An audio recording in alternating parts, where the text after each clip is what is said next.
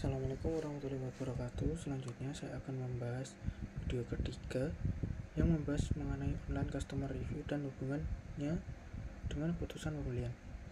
Video ini mengambil objek produk parfum dan membandingkan dua brand, yaitu Mykonos dan Lamoza. Dengan platform utama yang digunakan adalah Shopee. Menurut saya topik ini menarik karena parfum merupakan salah satu produk yang cukup sulit dievaluasi secara online. Ketika membeli parfum secara langsung, konsumen dapat mencoba aromanya. Namun, ketika membeli melalui marketplace, konsumen harus mengandalkan informasi yang tersedia di halaman produk. Disinilah online customer review menjadi penting. Review dari konsumen sebelumnya dapat membantu calon pembeli mendapatkan gambaran mengenai aroma, ketahanan, harga, dan pengalaman penggunaan produk sebelum mereka mengambil keputusan pembelian. Pada slide kedua, saya mencoba melihat digital persona dari konsumen kedua brand. Untuk Mykonos, konsumen yang terlihat dalam video cenderung mencari parfum dengan citra premium, memperhatikan aroma yang fresh dan tahan lama, serta memiliki tingkat kepercayaan terhadap official store.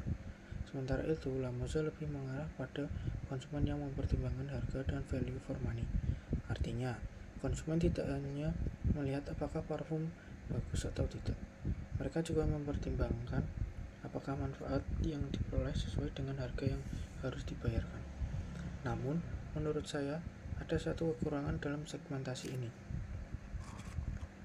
Video sudah menunjukkan perbedaan karakter konsumen berdasarkan positioning produk, tetapi belum menjelaskan digital persona secara lebih spesifik berdasarkan perilaku mereka di Shopee.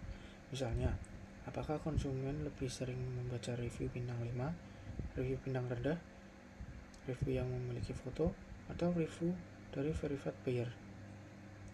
Padahal informasi tersebut dapat memberikan gambaran yang lebih jelas mengenai bagaimana konsumen melakukan evaluasi sebelum membeli.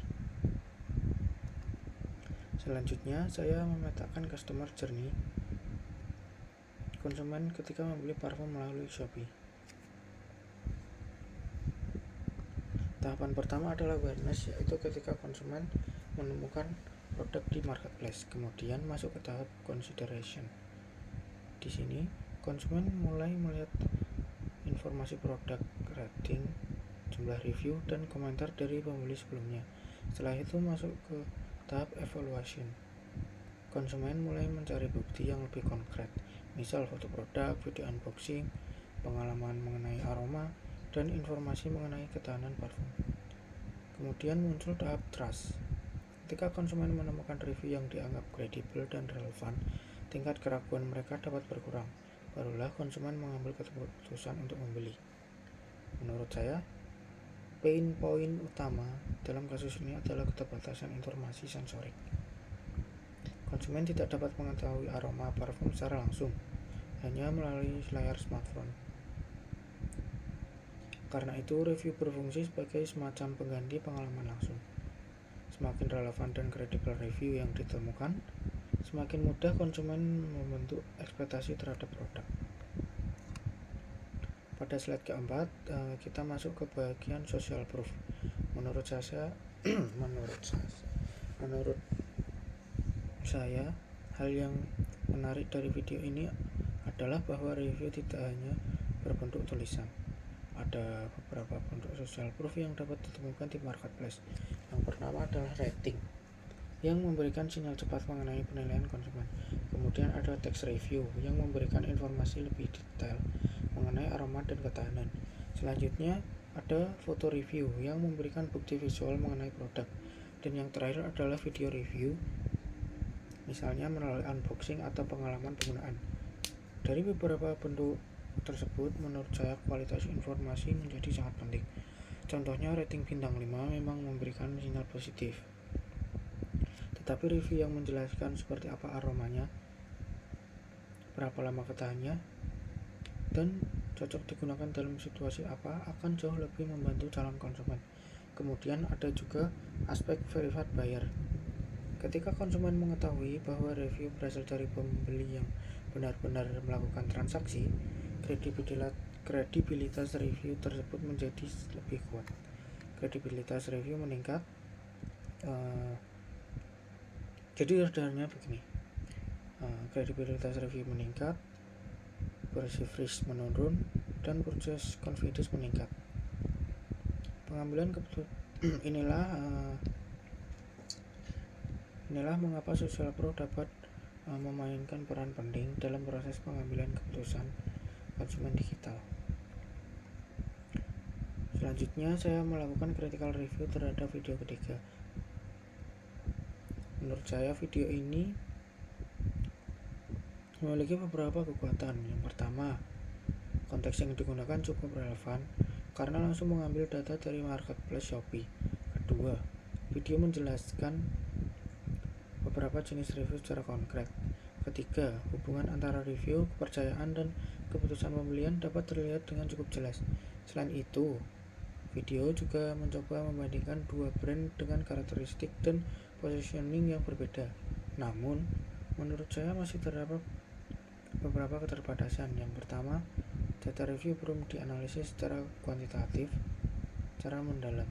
Kedua, jumlah review yang besar tidak otomatis berarti review tersebut menjadi penyebab rating tinggi atau keputusan pembelian.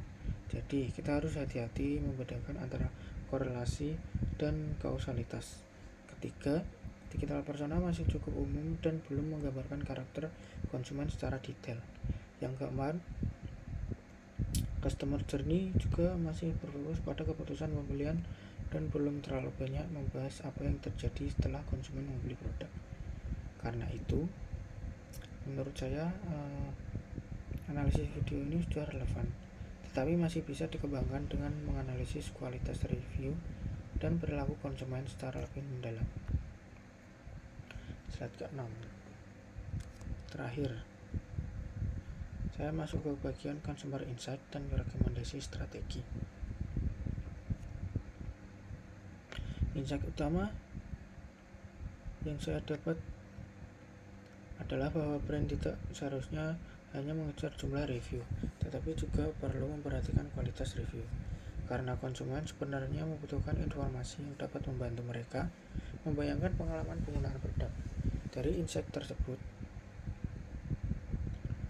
saya mengusulkan strategi yang saya sebut review quality score. Konsepnya adalah mendorong review konsumen agar tidak hanya memberikan bintang, tetapi juga memberikan informasi berdasarkan beberapa aspek. Yang pertama, aroma, yaitu bagaimana karakter wanginya. Yang kedua, longevity atau berapa lama parfum dapat bertahan. Yang ketiga, konteks, yaitu dalam situasi apa parfum tersebut cocok digunakan.